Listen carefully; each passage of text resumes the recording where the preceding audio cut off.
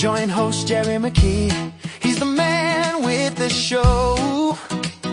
From mayors to musicians, let the good times flow. Grab a seat and settle down. Get ready for a ride. Incredible guests lined up. Let's take it in stride. Voices from your community. Stories to be told. With every conversation, let the magic unfold. Join the prime time. Come on, tune in. Engage in discussions where the fun begins. With Jerry McKee at the helm of the stream. Experience the vibes, live the dream. From Ronnie McDowell to the Oak Ridge Boys, connecting us all through laughter and joys. Every guest a treasure, a beacon of light. Each story a journey, taking flight. Get to know the people who shape our days. With Jerry leading the way, we'll be amazed. So grab your coffee, it's time to unwind. Well, hello, I'm Jerry McKee. We had a great show for you tonight. We started a little bit delayed like this. We're going to blame it on the storms and everything else, not us at all. We've got a great guest, Nicole Marie Quinn, as an independent American singer, pianist, songwriter based out of Abbeville, South Carolina. She is widely recognized by her highly diverse performance style, powerful vocal range, and her ability to blend multiple genres into unique musical covers and original songs. Alongside her music career, she engages in a variety of creative and professional roles, working as a digital creator, motivational speaker, essayist, and a photographer. I might get my picture taken. All right. And Nicole contributes much of her success to her personal philosophy built on a positivity combined with perseverance. Positively and perseverance. I like it. She holds a legal education background and has attended the Wider University School of Law. So she has a lot of experience to back her up. And she can also, she knows them copyrights. That's why we don't copyright. We get personal and let their music be known. And I want to bring you our guest, Nicole. Nicole, how are you doing this evening? Hey everybody, I'm doing fantastic. I am so excited to be on your show. Thank you so much for inviting me and giving me this opportunity. What an honor. Well, I'll tell you what, my wife is going to, she's seen some of the pictures of her. She loves the hats. She's a hat. Oh, She's a hat person. She loves them. thank you. I love them too. I never used to wear hats. And then all of a sudden I started wearing them and now I feel weird if I don't have a hat on. So I love them. They're almost all thrift store finds. Almost all my outfits are compiled with either all thrift store items or mostly. Well, people quit wearing hats years ago, I think, and I don't know why that they stopped wearing them because we in our church we have what we call Hat Day first Sunday in the month, so everybody wears hats. Yeah, they're fun and it brings smiles to people's faces, and that's one of the reasons I love wearing them too, because people kind of double take. And I dress a lot of times. I dress like I'm ready for a show, no matter where I am. I could be grocery shopping or what have you, and I just dress like this. And all that's going on in this world, we need some humor or people to see something different or smile, and it seems to bring joy to other people too. So that makes me want to do it even more.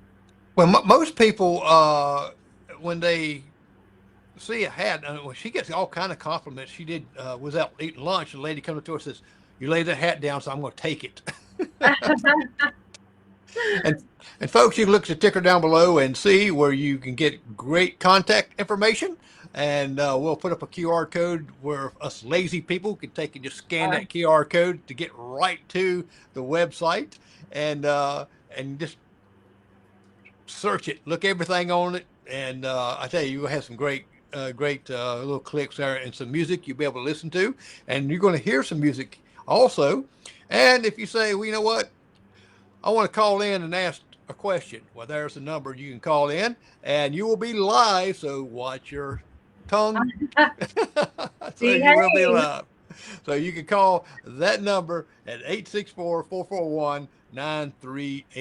Behave, Now, everybody. let me do a couple little clicking here. There we go. Short view of you.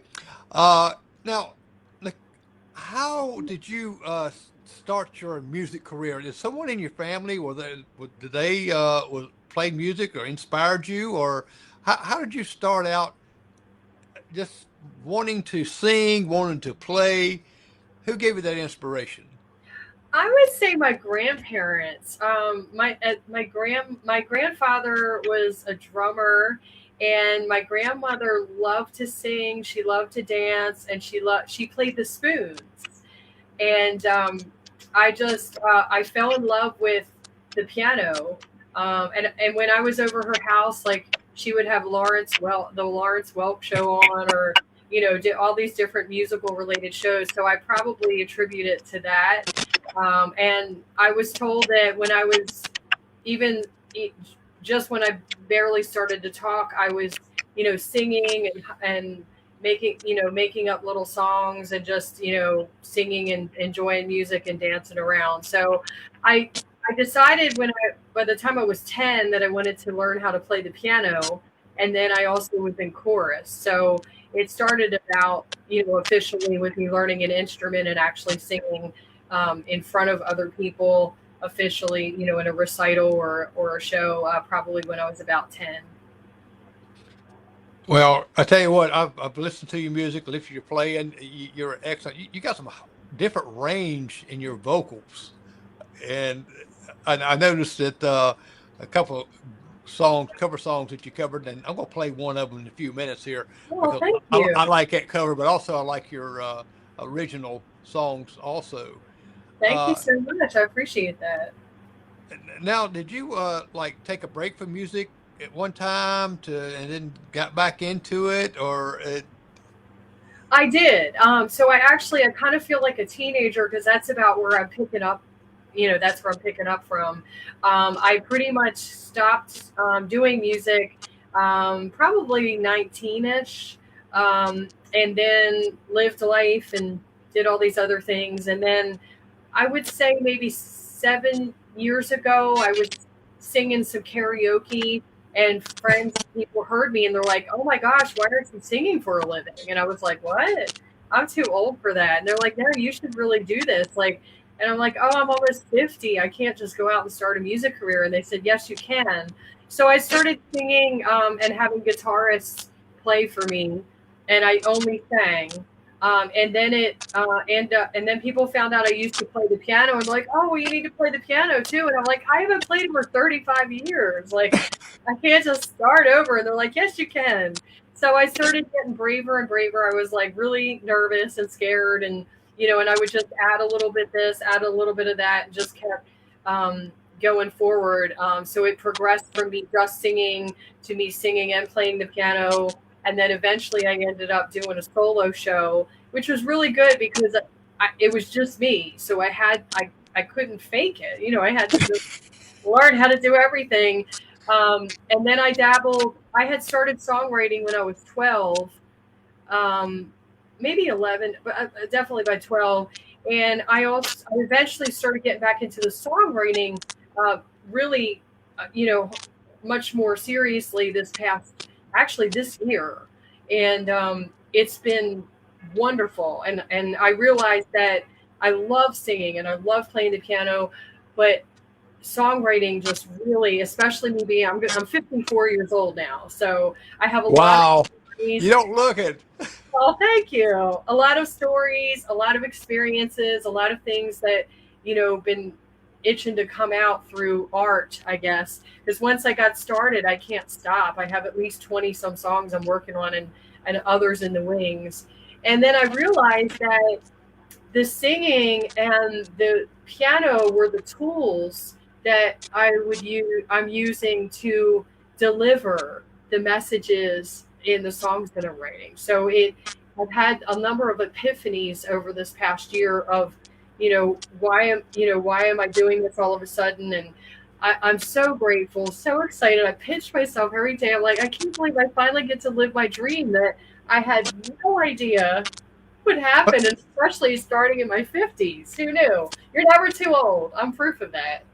You're never too old, and you believe me, you do not look like it's 50. When I was looking and reading some bios and different things about you and stuff, I said, no, no way, uh, Oh, thank you. like that. That's And, kind. and you're not the only artist that started later that they wanted. It's time for my dream. I did this right here. I've been wanting to do this all my life, and who was it actually, or was it yourself that really pushed you to say it's time? I think it was a combination of factors. I had just always, my dream was to be a singer, and I just wanted to sing so bad. I didn't even care where. I just wanted to sing anywhere I could do it. So that's why I started doing the karaoke again. And then I had, friends encouraging me, and I thought, well, they're just being nice. I sound good, but I don't think I'm that great. And then I had strangers starting to come up to me and really seriously encouraging me. And then I started realizing the impact I had on other people.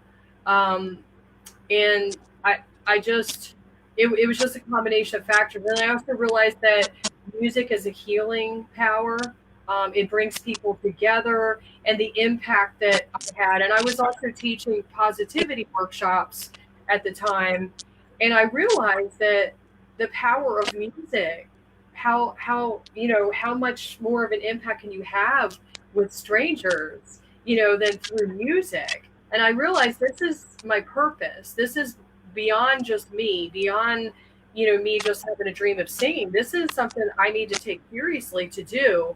Then I also started realizing when I worked with other musicians that holding myself back punished not just the people who might want to listen to me, but other musicians that wouldn't get opportunities to maybe work with me or do shows or work on songs with me together, and all of these other things. So I realized this is way beyond just me.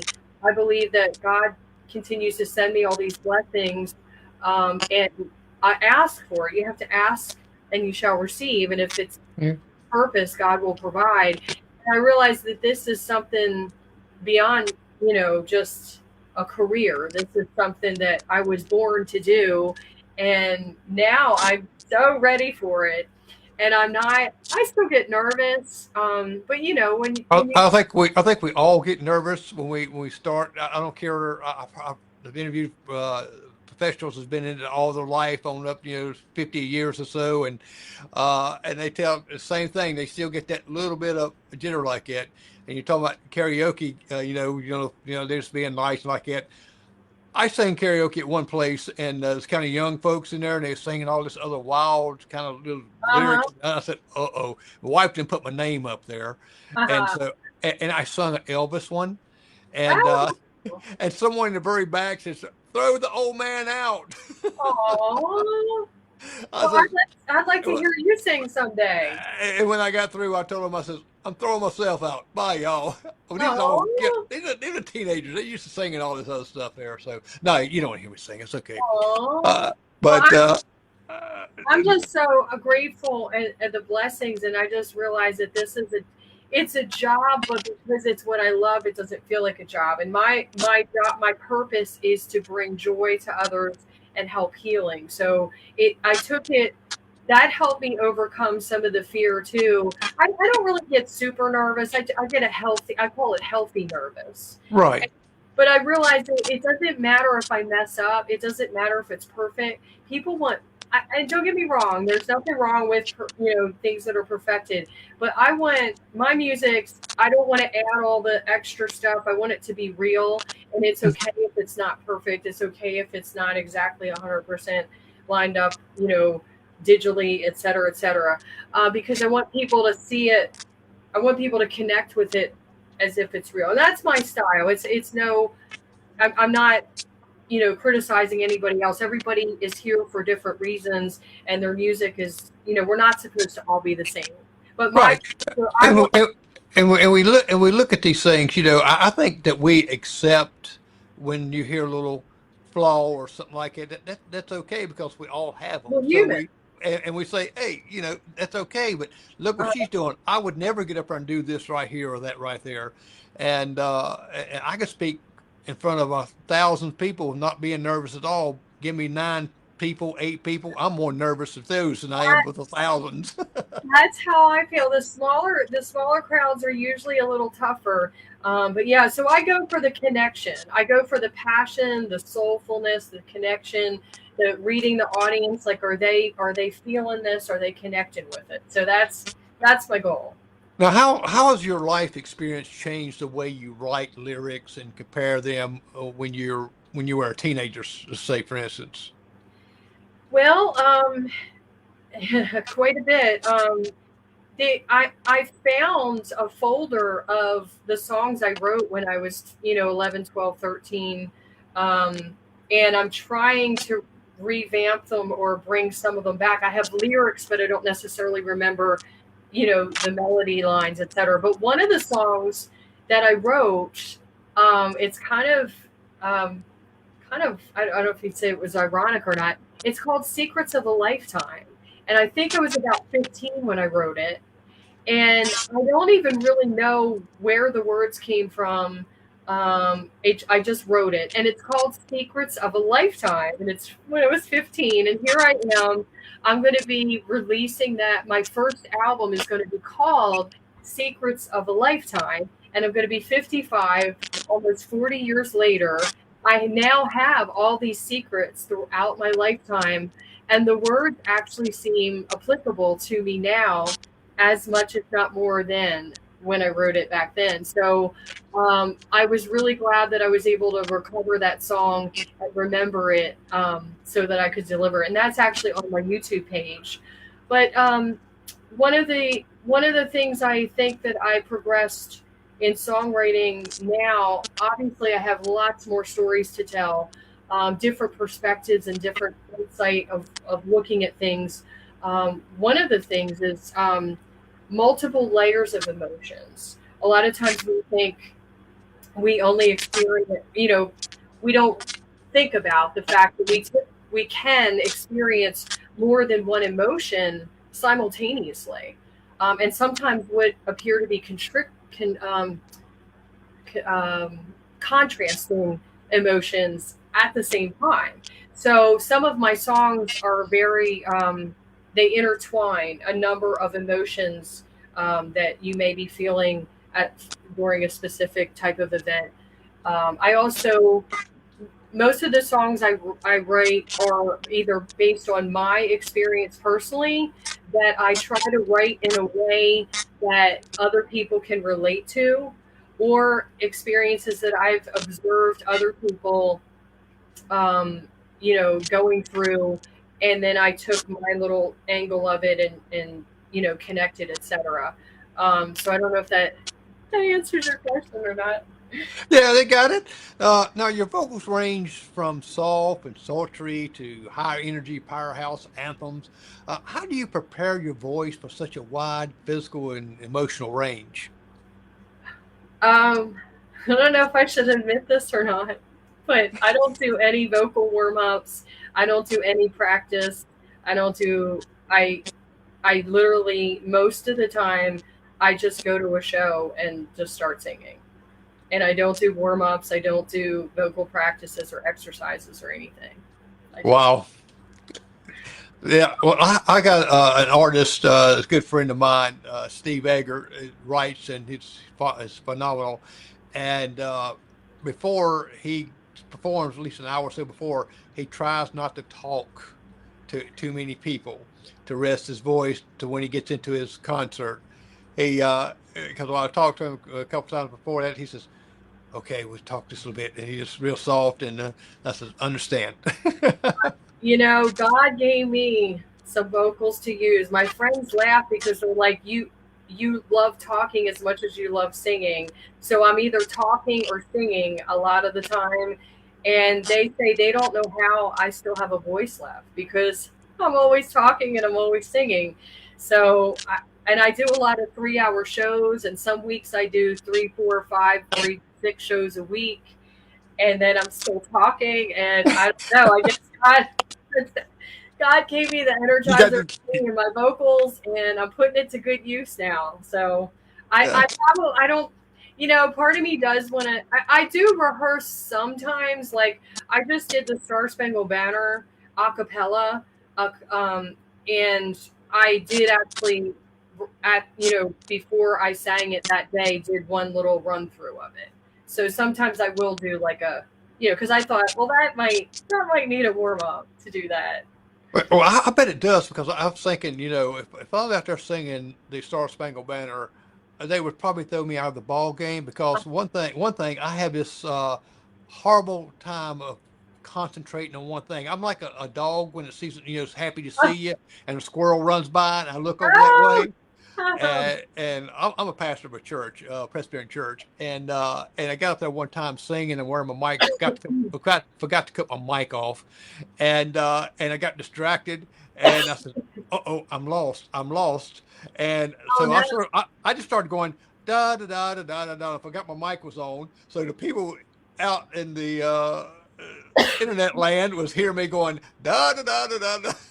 Oh, that's funny. Yeah, Oh, you got to be careful with those microphones live. I've learned my lesson with that. oh yes, yes. Now your music covers a massive list of genres like blues, jazz, rock, pop, and country. Now, how do you blend these sounds together into your own eccentric style? I, I don't know. Most of the time, I write my best. A lot of my songs, I just go to the piano and I sit there and just start playing and just dabble. And sometimes a song will come out immediately. I don't know where it came from. I didn't have any intention or idea of what I was even going to write. And then other times I'll think of a subject, or um, I'll think of like, I'll get a melody line in my head, or I'll get some lyrics like that and sometimes I'll wake up at 3 o'clock in the morning, or I could be driving down the road. I have a funny story. um, my bestie was with me. It was late at night, and we stopped at, I think it was a QT maybe. And sometimes, like I said, songs just pop into my head, and if I don't have words, like sometimes I'll take another song with words and put it with the music so it helps me remember it, and then I'll get my phone, and it just is easier to convey. So we were in the QT. It might have been a Sphinx, QT or Sphinx, and a song popped into my head, and I wanted to like record it real quick, and I didn't want to lose it because if you don't record it right away, you can lose it. So the only song that I could think about, and it kind of fit it didn't fit the theme, but it fit the melody, was, I don't know if you've ever heard this song. Listen here, you dirty cook, you stole your mother's pocketbook. Every one. So I was singing in the Sphinx, I think it was, and singing, "Listen here, you dirty crook, you stole your mother's pocketbook." And I'm recording myself, and people are looking at me, and my bestie's just like, "It's another day with Nicole. You never know what's going to happen." So, yeah, so I do have in mind, though, that I want to cover all the genres that I perform as covers. And I do have some where I say, well, I want to perform this genre, and I guess subconsciously, it's on that wish list, and then sometimes it'll come out. I did actually one time sit at the piano, and I said, I'm gonna, yeah, a couple times I did specifically. I wanted to write like an old, like 50s style song, and then I wanted to write a Celtic rock song. And I sat at the piano and I said, I don't know how to write a Celtic rock song, but that's my intention. And I wrote a really cool melody line. So now I just have to learn more about Celtic rock to do the lyrics. Wow. Well, I tell you what, we're going to come back to some of your revamping some of these classic covers. Okay. And but let's look at some. Yes, let's look at some pictures. And you can tell me a little bit about these pictures here. Now, I selected those pictures. Now, I don't. Okay. I don't know what you selected on that. I tried to find some real juicy ones on there. Oh, I couldn't search and Okay. find, but okay, let's kind of put us down at the bottom here. There we go. Way on the bottom. Okay. Of course, this is Nicole Marie Quinn and the Dream Catchers. We're going to see some of the Dream Catchers here. I think some of these pictures. Is this part of the Dream Catchers? Yes, and I'm sad that you can barely see Charles in the back on the drums, but he's there. Yeah, we just performed in Seneca. Oh, okay. Yeah, it's a bad thing about drummers. They're always stuck in the back somewhere. And when I'm shooting live at one of the concerts or something, I can hardly ever get the drummer. I know. Well, I make an effort when I'm taking the pictures to do that, but not everybody necessarily thinks of that. So somebody took this for us. So yeah, so we just performed at Two Rivers Public House in Seneca. And do you want me to name the band members? Sure. Okay, we have Nolan McAllister on the saxophone. And then we have Stevie Kirby on guitar. And we have Charles Mosteller on the drums. And you have a cowboy hat on. I do. You never know what I'm going to wear because I never know what I'm going to wear. It depends on what mood I'm in that day. I love that you're outdoors on this marsh right here. Oh, That's so thank cool. you. Yeah, this was taken in Charleston. This was like a big leap for me. It was a group of musicians that they help beginner musicians like myself in doing recording and video and originals. And I was really nervous and excited, and they invited me to come down there. I met them the night before, and they learned 3 of my originals, and then we performed and recorded live while we, outdoors, live, everything together. They had just learned my songs, and I have actually those 3 recordings on my YouTube page, and the information about that particular group of musicians is also on there too. So if anybody else is interested in doing some recordings, and it turned out much better than I expected because we're outdoors being attacked by gnats, and it was I had never been in a studio, and this actually was outdoors, so it technically wasn't an indoor studio, but it was my first time ever doing recording like that, and with a band and all that. So it was I was very excited and a little nervous at the same time, but it was a wonderful experience, a big leap for me, and I'm so grateful. I had friends chip in to help me pay for travel expenses and to have this done, and I'm so grateful. We had a fantastic time. They're a wonderful group of people. Yeah, we can even see the drummer, and doing outside is, people don't understand, is a little bit more trickier. Even with the I do stuff outside live streaming, and I use satellite dish when I have to do that now because of you never know if you're going to have internet or not. And it's a little bit more trickier, especially musicians. You got to you don't have that acoustics that you control of, so it's a lot of difference. Yes, and I hope I'm remembering the name correctly. I think it's called the Lavender Entertainment Group or the Lavender Group, but it's on the videos because I give credit, to them for Right. recording all of it. So it was a fantastic experience for me, and it helped. It took me to the first level that I needed to get to. And smiling, looked like you had great fun.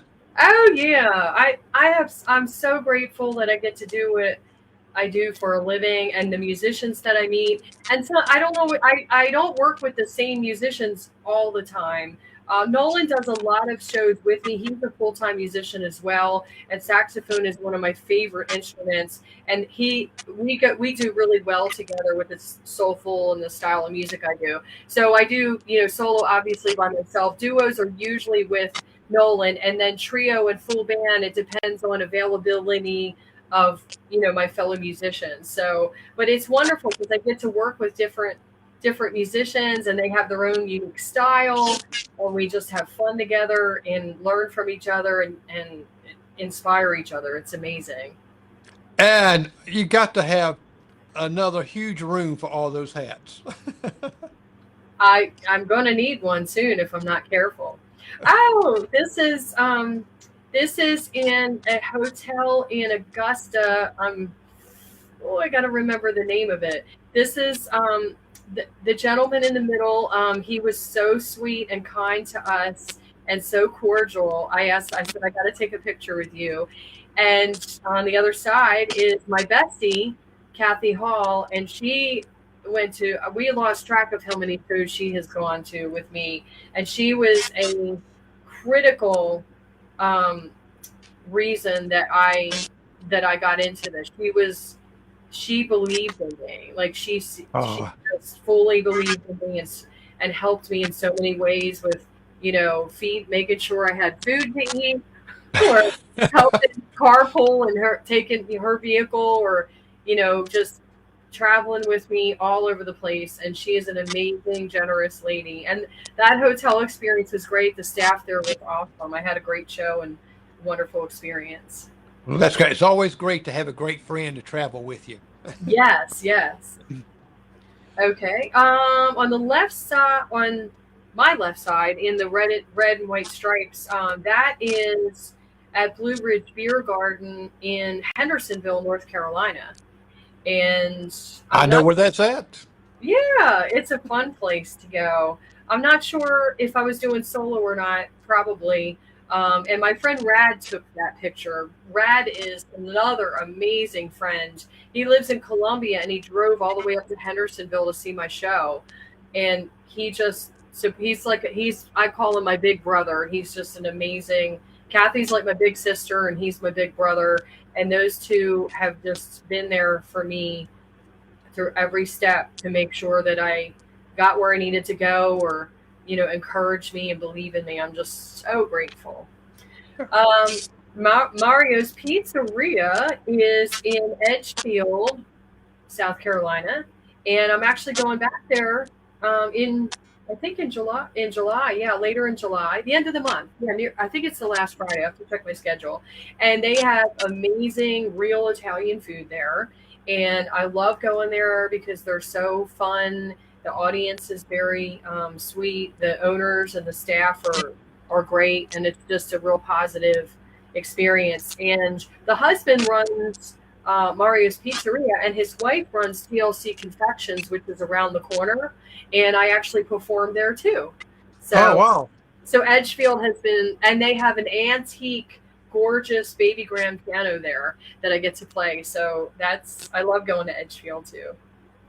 Well, I tell you can't beat great pizza and food and good music. Exactly. Oh, this was my songwriter showcase debut at Poe Mill Music in Greenville. And this was my first official all original showcase of, my songs. So I was, that was like another level for me to step up, and I was nervous, but in a healthy way. And on the saxophone is Roman Holder. He's amazing. And what he did with my songs just blows me out of the water. And then we have Ace on the guitar, and he's just phenomenal with his skills on the guitar. And his name is Ace Frazier. And they just took my songs. I can only do so much on the piano by myself, so they added I have videos from that show. Their extended versions were lots of solos, and it just they added lots of magic, and I'm so grateful I got the experience. And that really got me out of my shell. Like, okay, I'm an established songwriter now, and I actually, do shows where they're all original. So that was another big leap for me to take. Well, that's great. First thing I thought was well, Lady in Red. That's why I named Oh, it. When I saved the picture, I named it Lady in Red. Uh, thank you. and They you were they were amazing. and you didn't have a hat on. Oh, I know. It's and I had to find. Good luck finding one without a hat. This is at Beer Bellies, which is in Anderson, and we're actually going to be there a week from Friday. Nolan and I are coming back, and they treat us really well there. They love the music that we do, and we just love going there. And that's Nolan McAllister on the saxophone again, and me, rare occurrence without a hat. And that's a fun place to just chill, and they love variety too. I'm all over the place. Some venues you have to lean towards a certain group of genres, and then other venues, they want a little bit of everything. So, Well, yeah, I like the variety myself. oh, this man here is one of my role model heroes. I started following him 5, 6 years ago. I don't know if you know who Mac Arnold is. Mhm. Anybody that Ye- doesn't know who Mac Arnold is, you need to Yes. check him out. He worked with Muddy Waters. He worked with James Brown, and he has a band called Mac Arnold and the Plateful of Blues. And I started going to his shows, and he would look for me in the audience and laugh or like point and shake his head, like because he knew I was going to wear some crazy outfit and I was going to be out in the audience dancing and singing to his music. And I love the blues, and he has such a great sense of humor and positive spirit, and his family is so wonderful. He's much more than a musician and a performer. He's a wonderful person that's full of all the positive spirit, and his nephew and his wife I love, and Mac Arnold's wife, I love her. I just when I go to the only downside of getting all these shows is that I can't go to other people's shows as much because I'm busy. But whenever I can sneak in a Mac Arnold show, I'm going, and I just love him to pieces. He's a wonderful guy. Oh, this And is the baby grand piano in Edgefield that I mentioned earlier, TLC Confections, with that's the piano that I played on. And the guy in the background is Donald Pearson, and he's from the I think Augusta or Aiken area. So and that's another reason why I have different musicians, because schedules or location and availability. And he's down that way. So whenever I'm down in that neck of the woods, I usually call Donald, and his family usually comes out. And I love his family too. And that's a quaint little shop where they have gifts, and then they have a little bar, and then they have a little cafe and desserts, and it's a really fun place to go. and the hat matches the piano. And the Yes, the piano was so style. beautiful. There's nothing like, ain't nothing like the real thing. Ain't nothing like the real thing. I write songs so much better on a real piano. So my dream is to someday have a real piano. I love my Roland. I love it's beautiful, but there's nothing like playing on a real piano. And when I sit at a real piano, the flow of the songs, it just comes out much more naturally. So A little different tone, isn't it? being able, the feel of it, everything. So being able to play a real piano is such a blessing. I soak it all in whenever I have that chance. Now, one of your great songs that you have written, and it's original, and it's Like I Do. Tell me a little bit how you came up with that title and a little bit about the song, and we're going to play it. Well, this one's a little bit PG-13-ish, I guess you could say. It's about it's a perfect example of what I was talking about earlier, where sometimes we feel a layer of all different emotions at the same time. So this is about a relationship that I guess I just different feelings that I felt over the years, I kind of just threw it into this song. And this is about being in love with or having a big crush on somebody that doesn't reciprocate. And part of you feels angry that they don't reciprocate. And there's this sense of like, I know he's going to come around. I know someday he's going to love me the way that I love him. And I know he's going to like be knocking on my door. And then the other part is like this nervous, anxious, oh my God, like, what if he doesn't like, like this desperation of, I got to do whatever I can to make him love me the way I love him. And then the other part's like, I know he's going to love me because nobody's going to love him like I do. He's going to realize someday, he's going to wake up someday. So it has that anxiety mixed with desperation, mixed with boldness and confidence, and all of that together that we sometimes feel when we're in a relationship that maybe isn't exactly reciprocal, or maybe we shouldn't possibly even be in, So I thought I really it just kind of just came out, and I wrote it, and I had no idea that people were going to like it so much.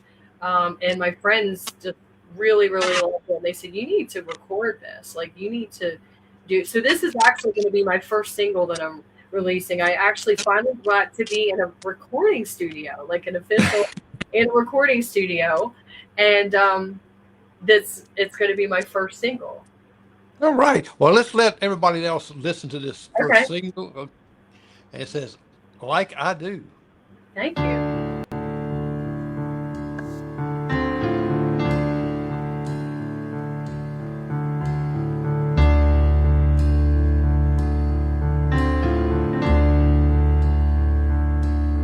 No woman will love you like I do. No woman will treat you this way.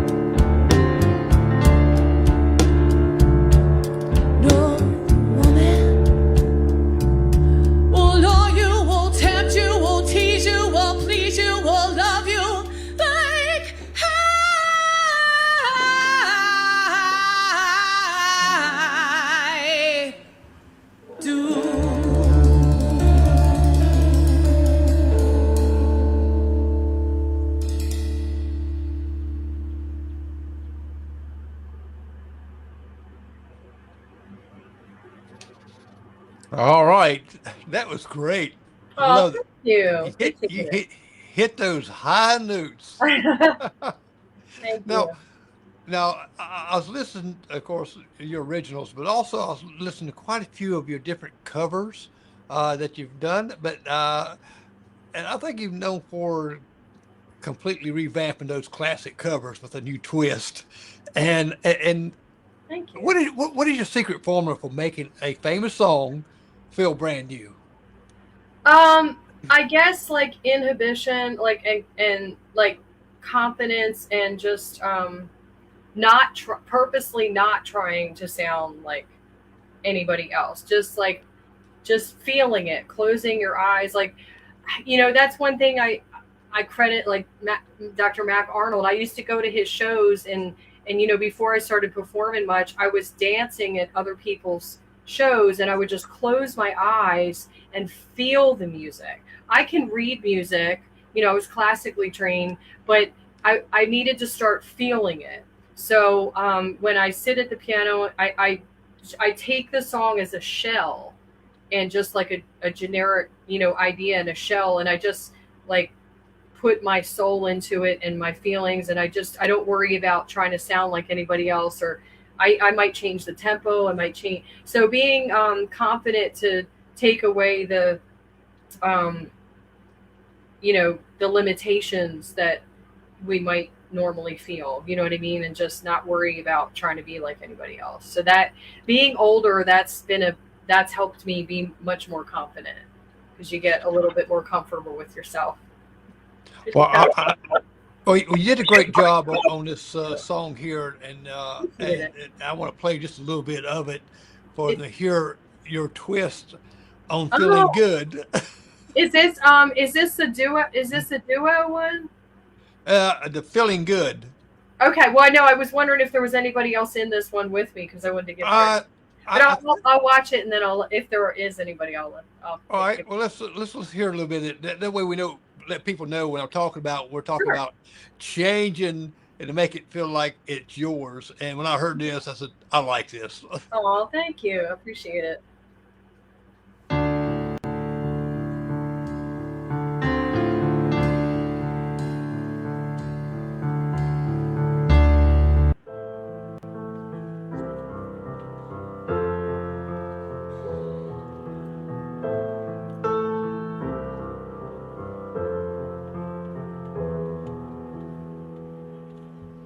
Birds fly high, you know how to feel.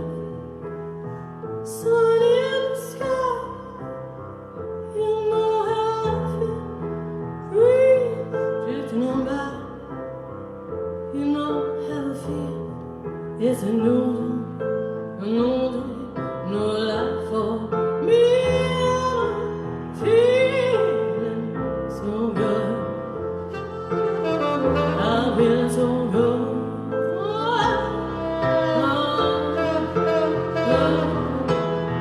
Fish in the sea, you know how I feel. River running free, you know how I feel. Blossom on the trees, you know how I feel. It's a new dawn, a new day, a new life for me, and I feel so high.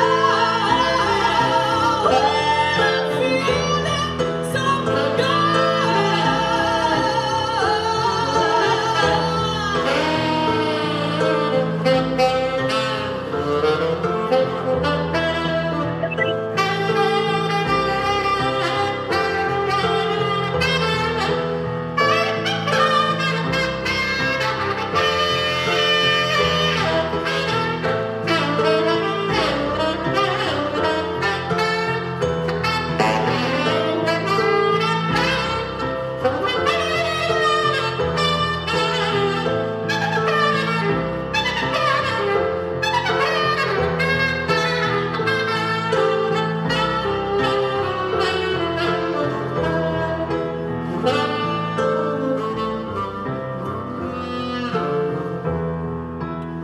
Dragonflies out in the sun, you know what I mean. But I'm having fun.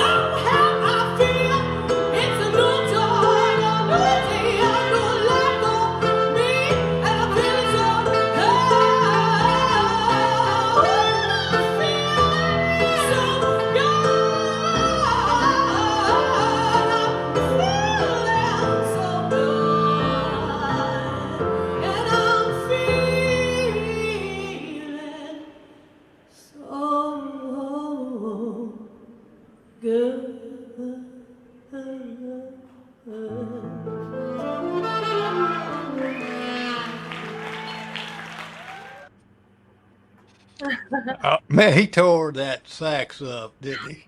Roman Holder is mind blowing.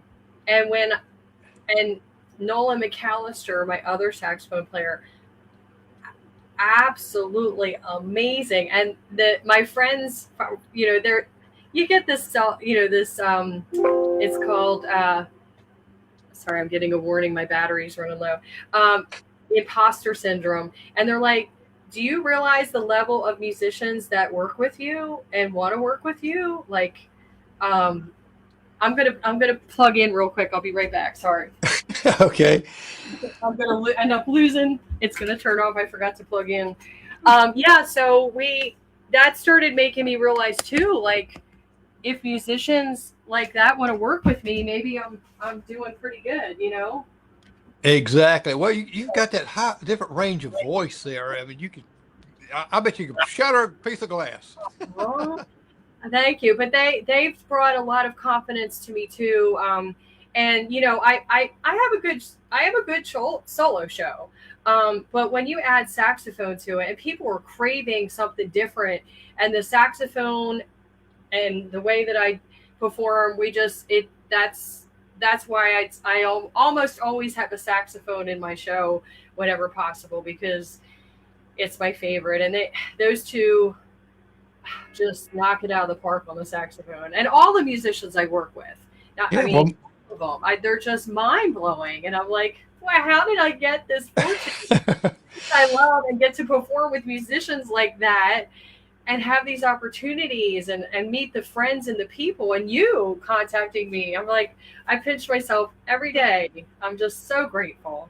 Well, hearing that music that in the sax like that just reminded me of my brother-in-law.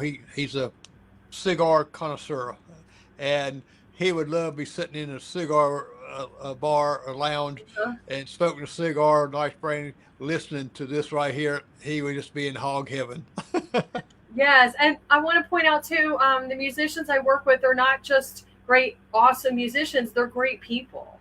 Like the people and that I meet too through this, and the friendships that I form through music, whether it's on stage together as musicians, people in the audience, you now as one of my friends. Music really does heal and bring us together. And I'm going in the recording studio with Nolan a week from Sunday to record two originals. So I'm Wow. really excited about that. Well, I got a couple of questions for you. I got, where do you usually find your best songwriting inspiration? Does it start with a feeling, a piano chord, or a line of poetry, or? I would say me sitting at the piano and just letting my fingers like just sitting at the piano and just like it just happens. It's probably maybe half of it, and then the other, I'd say another third of it is like a song just popping into my head, a melody line, and then the other portion is just random, like like words will pop into my head, or a subject idea, or a line, like so it comes from all different angles. Okay. Now, you regularly perform as a solo artist, but also you have this high energy duos with saxophonist Nolan McAllister and with full bands. Now, how does the energy shift for you when you're sharing the stage? Oh, it's we can play soft and pretty. We don't have to always be high energy bowl just to, but we add a lot of dynamics too, because we don't want to, most of the musicians I work with, we're full throttle, high energy. We love it, but we also have learned we want to back off, because we don't want it to be, we want it to have a little flow and a mixture, and not be like belting and full throttle the whole time. But we definitely feed off each other. I mean, I'm a pretty energetic person, so in my solo shows I still have good energy, and then especially if the audience is into it too. So, but when the more you add on that stage, and we feed off each other, and sometimes the guys, my guitarist and my saxophone, they'll be trading off leads, or like we just play around. One thing I do with my shows, we never do anything the same each show. We do it we don't do rehearsals. We very rarely do rehearsals. And we just get up there and they follow me and I give them the liberty to do whatever they want in their solos. And we never know what's going to happen. And that sometimes can allow, sometimes mistakes will happen because of that, but it's worth it in my book because it's real and it's live and it's like happening in that moment, and the surprise element. Sometimes we look at each other like, what are you doing? Or what? And we just have fun with it and go with it. And if the audience is really enjoying it, we might add more solos. So we do a lot of improvisation, and I love that. And that the energy between all of us together definitely has an impact. Well, you keep the people engaged and they're wondering what are you going to do next, Yes. and that's good improvisation. That to me, I always like the comedy shows that had the improvs Uh-huh. or stage. I love improvs. Uh, and I was in this play. They asked me to be in. I said, "Look, I can't learn all these lines right here." And so we went through rehearsal like that. And they told me, "Says don't even use the script. Just use what you're thinking." I said, "That's dangerous." Yes, it is. It's exciting and dangerous, but that kind of gives you that, when you have that nervous energy, if you learn how to channel that into the performance, that adrenaline, and that's basically what I do. Like once you get started, but I don't get nervous too much. I mean, thankfully, I just know it's not. In the beginning, I was really nervous, but now I realize like people aren't gonna. It's not the end of the world if you make a mistake. It's No, about impact. Did they remember that? Did they feel it? Did they connect? That's what matters. well, you're kind of like myself. I'm outgoing and I never kind of like meet a stranger. I don't mind talking to this person, that person. I don't mind Uh-huh, cutting up. Somebody asks me, "Come on stage, can you do this right here?" If I can do it, sure. If I can't, uh-huh. sure. You know? Yeah, And just you got just to have fun with life itself. exactly. You don't know until you try, and part of success is making enough mistakes to learn from to get to the next level. Yeah. Now, one last question here. I'll let you go. Right now, originally you're from Pennsylvania. Hmm. You've made a musical home for yourself in Abbeville County, South Carolina. So, how Hmm. has the local Southern music scene shaped your identity as an artist? Well, I've been here almost, close to 20 years. Okay. And well, not quite, but um, enough to get a feel for it. It's definitely I loved bluegrass and old school country, even growing up. So like Patsy Cline, Johnny Cash, Dolly Parton, and I love bluegrass. So and I grew up on a farm. So and I lived near the Mason Dixon line on a farm. So it wasn't it wasn't that that much of a contrast for me to learn. I do some newer country too. I connect with Chris Stapleton because he's soulful with his country. He's country, but he has a lot of soulfulness in it. And then I added a Jelly Roll song to my show, and so yeah, the songs that I pick, it's not the genre. It's do I connect with it?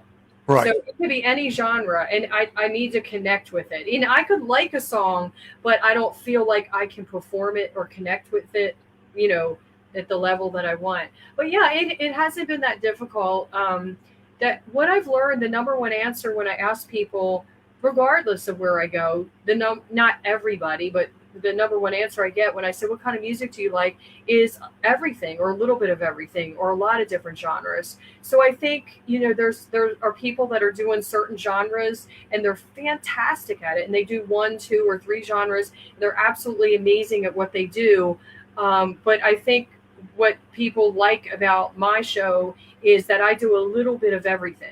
So I'm not going to have like a list of 100 songs in that one genre. I spread it out through all the different genres. So the audiences tend to like the variety. Or if they do know the song, it's not it. There's an interesting twist to it. So like I do Jimi Hendrix Red House on the piano, female. So so I really didn't have I have an appreciation for a wide variety of Mhm. cultures and music and people and just so that it wasn't that difficult for me. Yeah. Well, it is a little different when like country and just southern like that. One of my interviews that I've done many many years ago is with Loretta Lynn, and I was interviewing her on her bus like that, and says, well, give her a hug, goodbye. I said, goodbye, little kiss on his cheek. She stopped me, says, that's not how we do it around here, and she kissed me right in the mouth. Oh my goodness. And I can always say, I kissed Loretta Lynn in her mouth. Aw. So You know, well, that's just a great memory I have. yeah, you'll Now, never forget that. no. Now that you're writing more originals and playing live frequently, what is the next big milestone you want to check off your musical bucket list? Well, songwriting is my biggest goal right now. Yeah, and I'm doing all original shows now. In Allendale, South Carolina, I'll be doing an all original show. I did an all original show at Porch Fest in Abbeville, and I'm doing another all original show in Due West um, this in September, I believe. So that's my next goal is to um, transition to become an all original band, or maybe still do some covers here and there, but the focus is to be all original. But recording studio, so this year was the year of songwriting and getting enough songs to have a show that I can perform with all originals. And now I've dabbled with a couple songs in the recording studio, and I am going to eventually come out with a full album. And I have to release my first single, and then I'm going to keep releasing other singles as they're ready, and then eventually compile and have an album. So I'm continuing to add to my list of originals in performance in the shows and get more shows that allow me to do more originals, and recording my first album, which I don't have any idea how I'm going to do all that, but I don't worry because God provides. And when you're doing what you're supposed to, He lines you up with the people that you need to be in connection with, and the musicians, the supporters, fantastic people like yourself that give a newbie like me a chance to get out there and tell my story. That means the world to me. So thank you Well, for helping me get to that next level. Without people like you, I wouldn't be progressing as I want to. Well, I know when I was on social media looking around, because I look around I hear an artist or see a new, I'll listen to it and I'll go and find and listen to some more of their music, and I said, oh, she's great. I got to have her on my show, Oh, and that's how I pick up a lot of new artists. Some of them's been on American Idol, some's been this and that, but it's still I like the ones that just really it just sticks out to me. So I've got to try that. I'll send them a message, and you answer it, and I appreciate it. oh, And thank you so much for being on the show. And folks, there's a QR code that you can go right to her website. It's all kind of goodies there. You can check her out and go see her wherever she's at. Follow her, get on her pages, share it, do all those wonderful stuff that social media do. Nicole, I'm going to put you backstage a minute, and I'll come right back to you. what an honor and a pleasure it was, Jerry. Thank you so much. Well, you've been a great guest, and we had to get a little bugs out, but those bugs, I've had before, so we just had to call it exterminator. I'll Thank be you so much. you welcome. I'll be right back with you. All right, you've been listening to Nicole Quinn. I tell you what, she's a great singer. You've heard a couple of her songs. Give her some great support. Uh, she just has such a genre of songs, and it's just going to be a blessing to you if you go listen to her and encourage her and support her. Well, I'm Jerry McKee, and next week we're going to have another special guest. You'll find out towards the end of the week. We don't reveal until that's time to reveal. Well, I'm Jerry McKee, and thank you for watching, and God bless.